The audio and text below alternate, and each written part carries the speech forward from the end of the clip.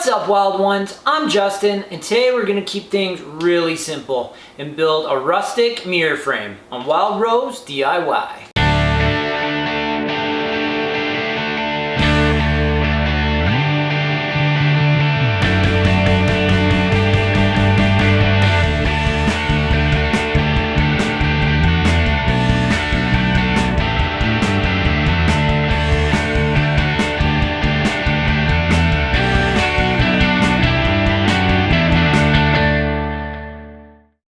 This mirror frame is great practice for anyone who's just getting into woodworking. You can scale it down and make yourself a nice picture frame as well. So for this build, I used a table saw, miter saw, I used a drill, and a palm router. So if you buy your wood at the width that you already want it, then you can skip the table saw. And if you don't have a miter saw, you can go ahead and use your circular saw. Enough talk, let's get to the build.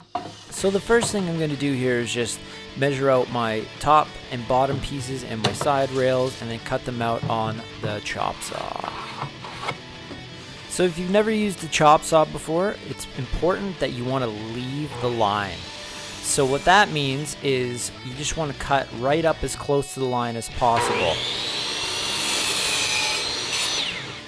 So now that I got those all cut down to length, I'm just going to cut them down to width on the table saw. In this case, I'm ripping them all down to 4 inches.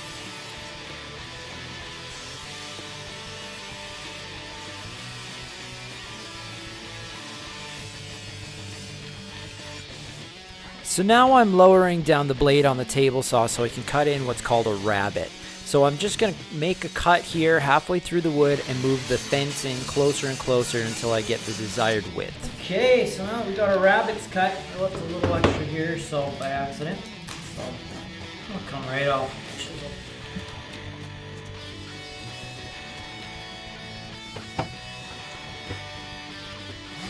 Then I figured it'd just be easier to sand it all down before I put it all together.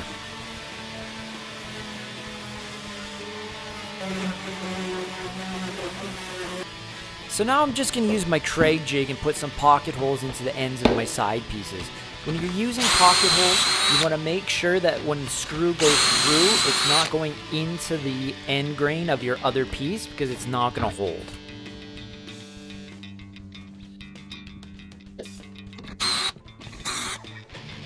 Now we're just going to put a little glue on our end pieces where our pocket holes are going through just to give it that extra strength.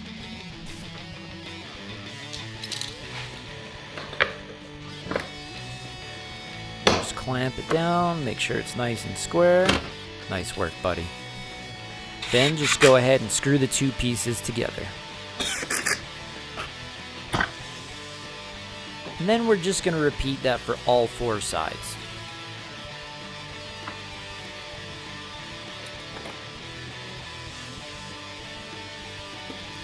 These Kreg clamps are great for getting both pieces of wood to be nice and even with each other.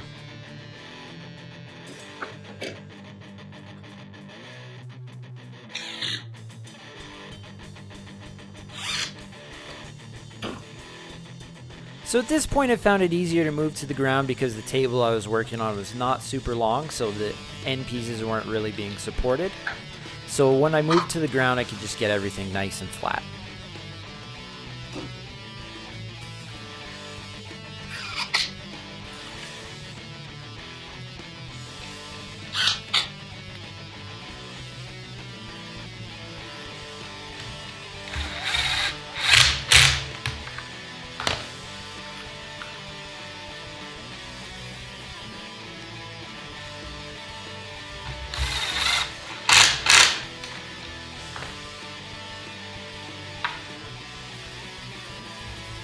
So for the other rabbet, I'm going to just use my router and I'm just going to route out this little section here so we don't have any gaps at the ends.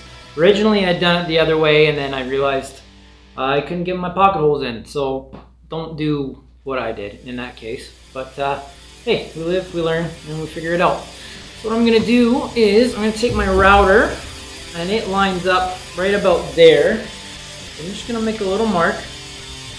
And then I want to go 1/2 inch in from there. My tape measure, find that mark. I'm going to go 1/2 inch from there.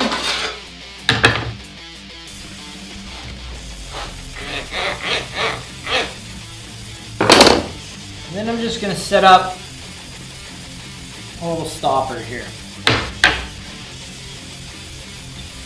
So that's right on the line there.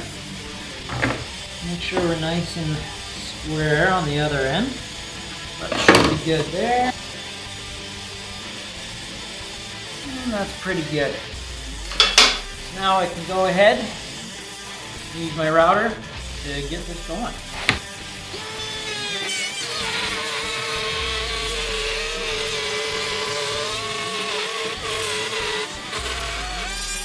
So as you can see, the router got away from us a little bit here. I had it clamped down, but I didn't have it clamped tight enough, and I also tried to take out way too much meat for this router.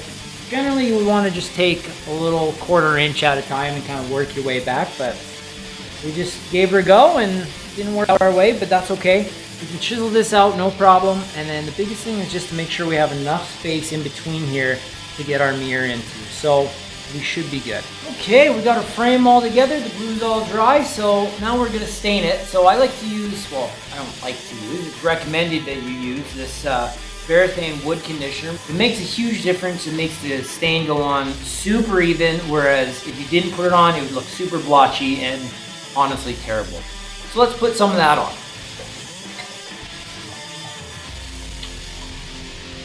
Always give it a stir first. We're just gonna apply it with a blue paper towel here. Doesn't have to be fancy. Now we've given our wood conditioner a chance to set in, so now we can go ahead and start staining. So I'm gonna use Varathane Dark Walnut, because that's what everything in my house is, so I want it to match. So just give her a mix up. Try not to cause too many bubbles, because those can actually translate into the stain that you wipe on. So we're just gonna use a dry cloth to do this. Just dip it in and just wipe it on.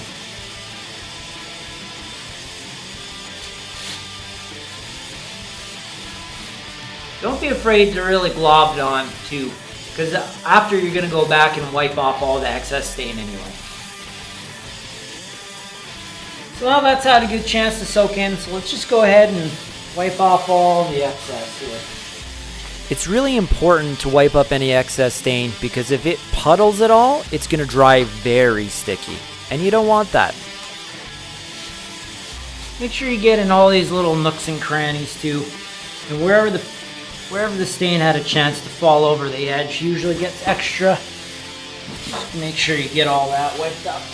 So our mirror frame sat overnight, 2 coats on it of stain. So we're gonna go ahead and just cover it with the crystal clear semi-gloss lacquer. So after the varnish dries, you might notice it's a little bit rough. If you take a 220 grit sandpaper and lightly go over it, it'll smooth it right out. And now, moment of truth time. We're gonna slowly slide this in, see how it fits. And perfect. So now we're gonna hold it into place with these little glazier points, and I'll show you how to put those in. So these are really simple. You just put the pointy side right into there. Get a flat blade screwdriver. Just tap it in.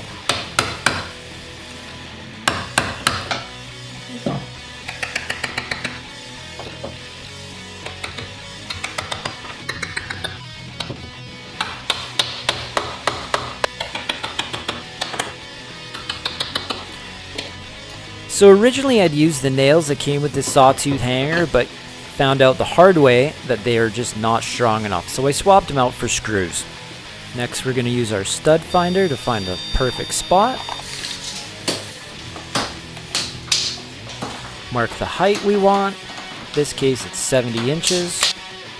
And then just screw in a 2-inch screw.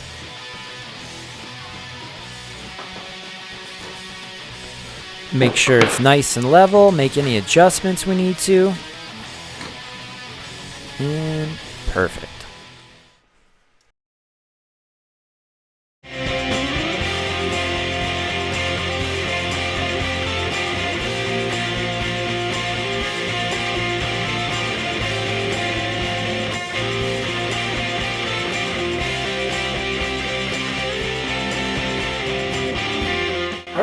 guys, that's a wrap on the mirror build. It's finished, it's done, it's on the wall, it looks great. I think it really brought this whole room together. Build one for grandma, build one for your mom, tag me on Instagram.